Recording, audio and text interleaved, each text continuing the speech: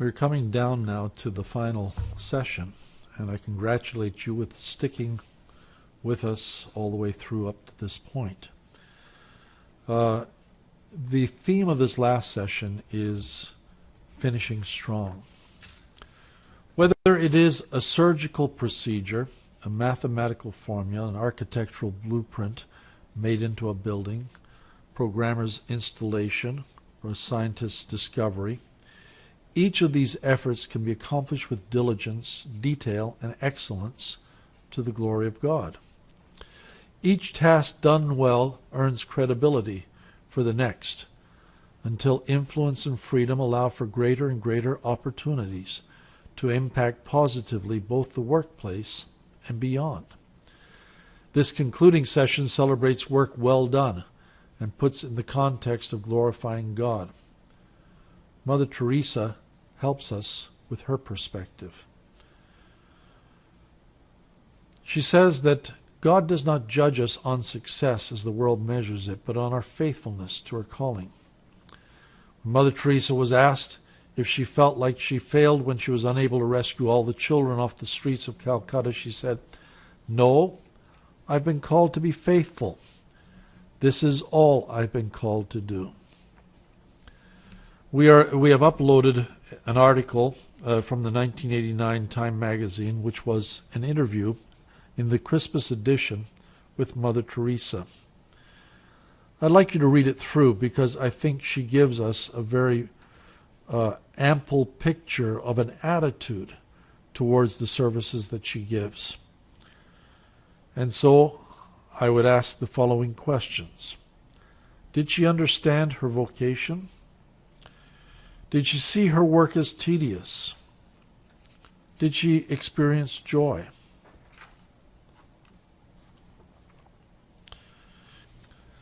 It is so easy to start ambitiously, idealistically, about how one will enter into the world, transform it.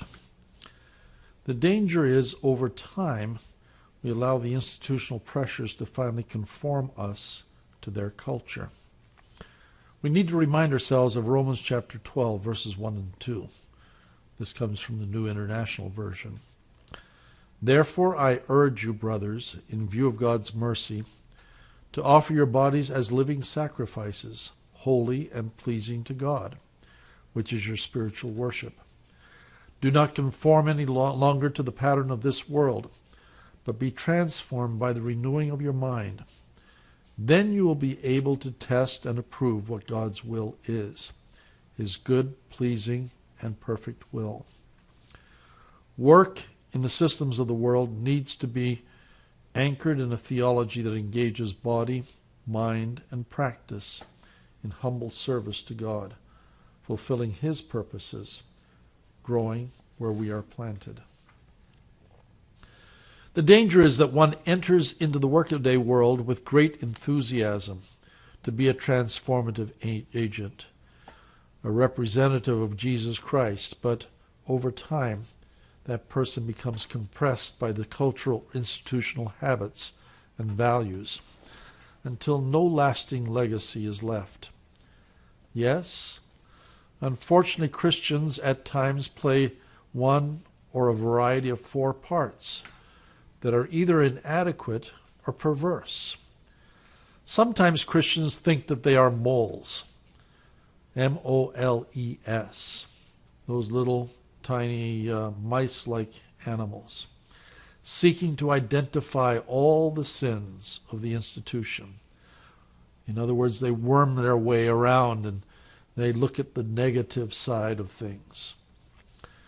Sometimes Christians see themselves as being a witness. But in this sense, what they do is to seek to compel people to accept Christ. Sometimes they see their role as that of a persuader. That is, trying to persuade people, arm twist them to get them into church.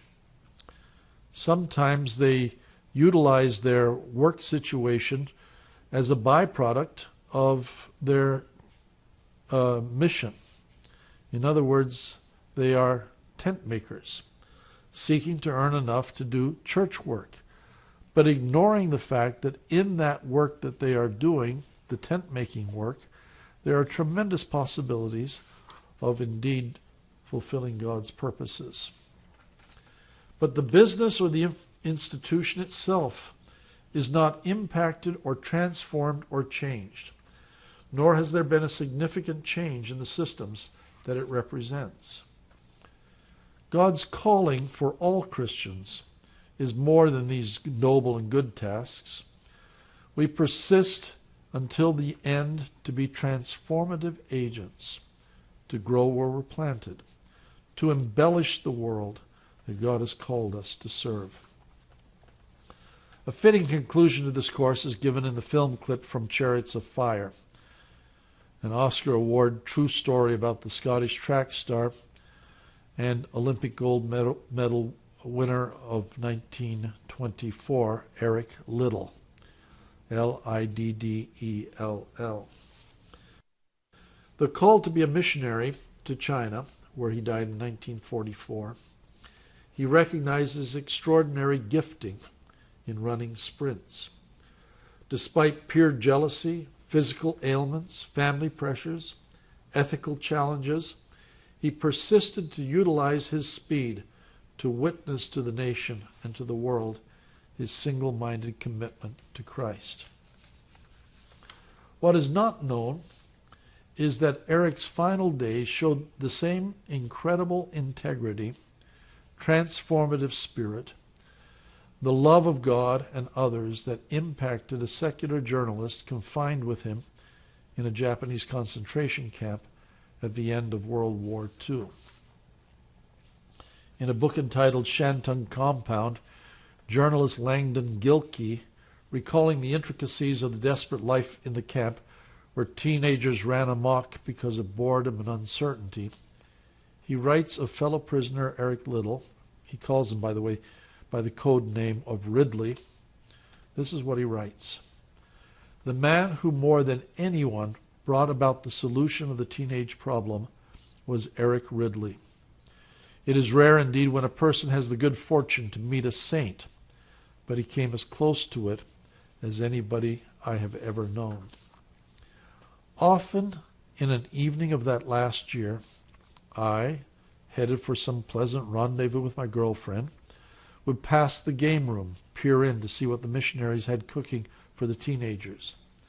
As often as not, Eric Ridley would be bent over a chessboard or a model boat, directing some sort of square dance, absorbed, warm, and interested, pouring all of himself into this effort to capture the minds and imaginations of those penned-up youth. If anyone could have done it, he could. A track man. He had won the 440 in the Olympics for England in the 1920s. Then had come to China as a missionary. In camp he was in his middle 40s, lithe, spring of step, and above all, overflowing with good humor and love of life. But it was Eric's enthusiasm and charm that carried the day with the whole effort. Shortly before the camp ended, he was stricken suddenly with a brain tumor and died the same day. The entire camp, especially its youth, was stunned for days. So great was the vacuum that Eric's death had left. A question to you. When you die, what vacuum will you leave in the places where hopelessness and distress, competition and abuse reign? Will anything be transformed? Gilkey, the author, in a later reflection on Eric's influence, says this: I was constantly reminded of Reinhold Niebuhr's remark that religion is not the place where the problem of man's egotism is automatically solved. Rather, it is there that the ultimate battle between human pride and God's grace takes place. Insofar as human pride may win that battle, religion can and does become one of the instruments of human sin.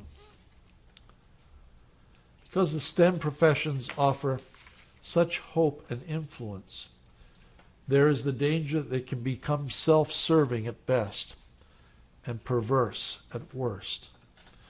A place where human hubris reigns and Babel is recreated all over again. Yet the STEM professions, more than any other, can take us into the world of discovery, of miracles, of beauty, utility, that will either enhance human life or blight it. Only with a sense of accountability before God and man will its true purpose be served. And so with this, we conclude the PowerPoint lectures for this particular course. I hope it's given you the opportunity to reflect, maybe not just on what you are doing, but what you intend to do. Can you see yourself utilizing the calling of God with the skills, with the passions, the needs that your employment represents? That in some way you are raising God up in a way in which the world will find Him and you winsome, meaningful, purposeful. I think if you follow through with this particular orientation, you'll find that there is incredible joy. Not your own manufactured joy, but it is a joy which comes because you see the approval of the Master's face as He looks at you and realizes that you're part of the creative mandate, you're part of the redemptive mandate, that you are living out the stewardship that God has prepared for you, and that with that, your life has become a blessing to many nations. May God bless you.